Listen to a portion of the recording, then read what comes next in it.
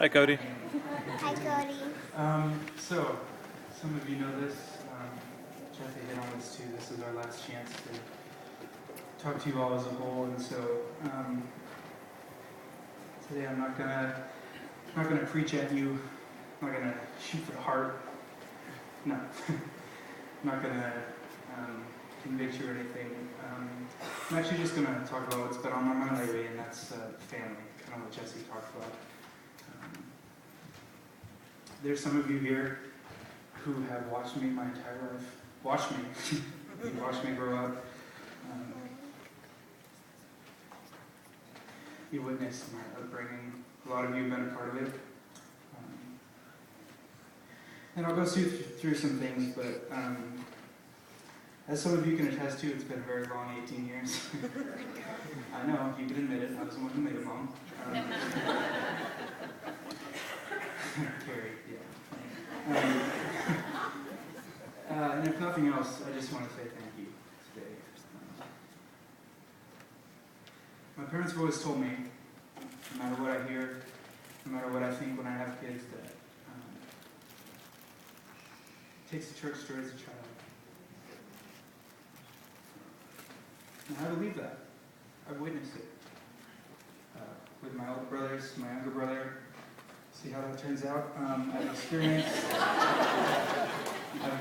the grace of a family through this body. Now, quickly, my family, my family, my brothers, my dad, my mom, and my sister.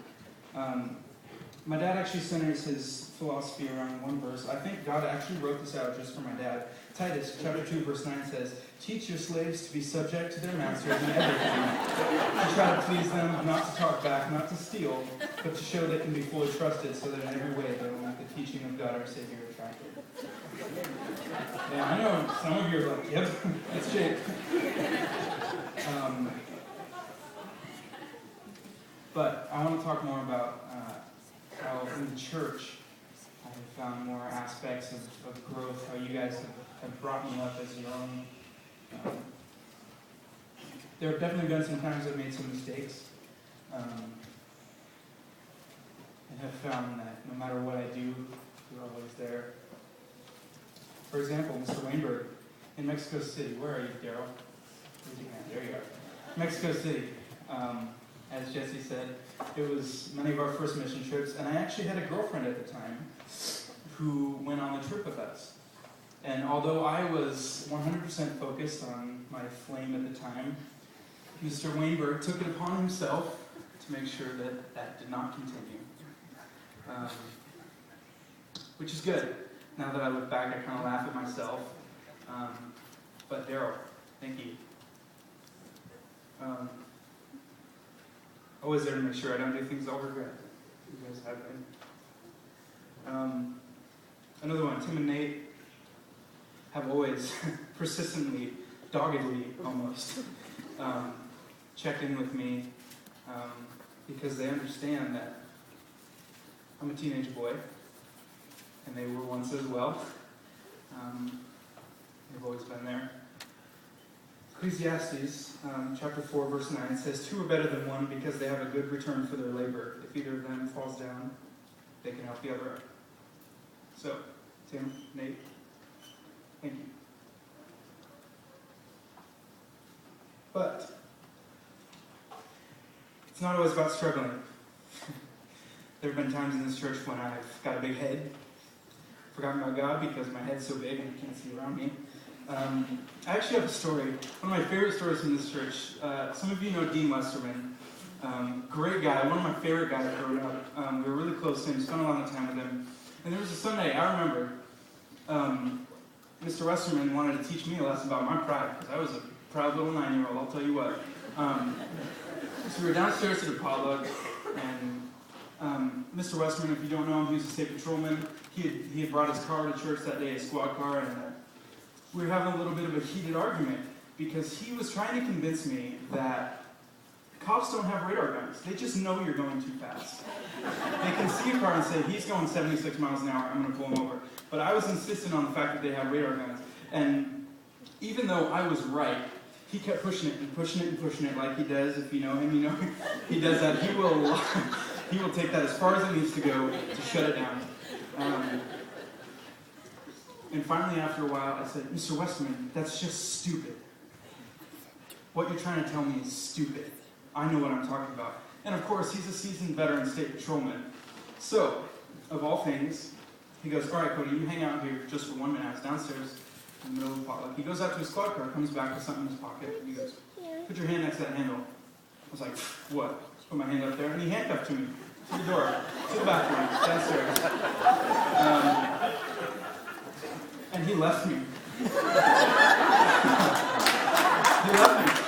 He went and he sat down with his lovely wife, Debbie, and they had lunch together, chatted it up. They stayed clean. I was sitting there greeting people going into the bathroom, hey, how's it going? I know. It's not what you, well, it is what you think, but enjoy it. No, he left me there, and 2 hours later, he came back and he said, Cody, I lied to you. And I said, Dean, I know. He says, but I want you to get something. Your dad's a great dad, but I just want to throw in my 2 cents. The way that you acted towards me is not right. And I said, Dean, you have radar guns. He said, no, I'm not talking about the radar guns. I'm talking about the fact that you talked to me as if I was less than you. And I said, okay, fair enough, I did. And he said, do you understand why I handcuffed you there? And I said, no. And he said, well, I'm not going to tell you that. So he never has. But a lesson in pride there. One of my favorite memories of this church. Just always teaching me consistently. Wherever he is, I want to thank him right now. Because that lesson in pride, I have not been a proudful person since. I do not like bathrooms, and I hate handcuffs. Because of that day. And so, another one, all of you who dealt with me, you don't have to act like it was a joy. In Sunday school, Mrs. Mooney, Mrs. Hanlon, where are you at, Mrs. Hanlon? Mrs. Scott, Kathy Scott, bless you. From the bottom of my heart, thank you. From the bottom of my mother's heart, thank you. To everybody who's ever gotten the chance to teach me, whether I liked it or not, then, thank you. A couple of years ago, my older brother Greg, his last message at this church was a communion meditation. And he talked about this concept he called love bombing. Before you think anything about that, this concept was that love bombing is when you take the people who don't want your love, who don't want God's love, who don't care, and you pour it out. He talked about how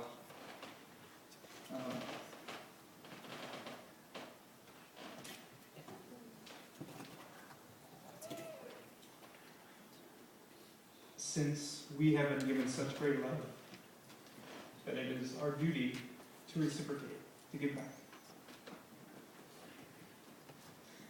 After 18 long and deserving years, I've never been without from you all.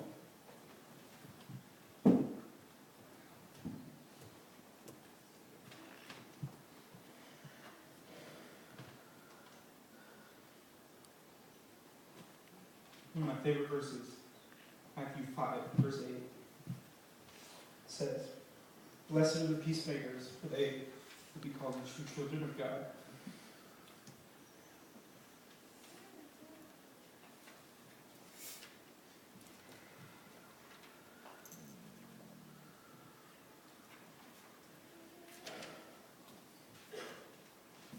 You all are true children of God.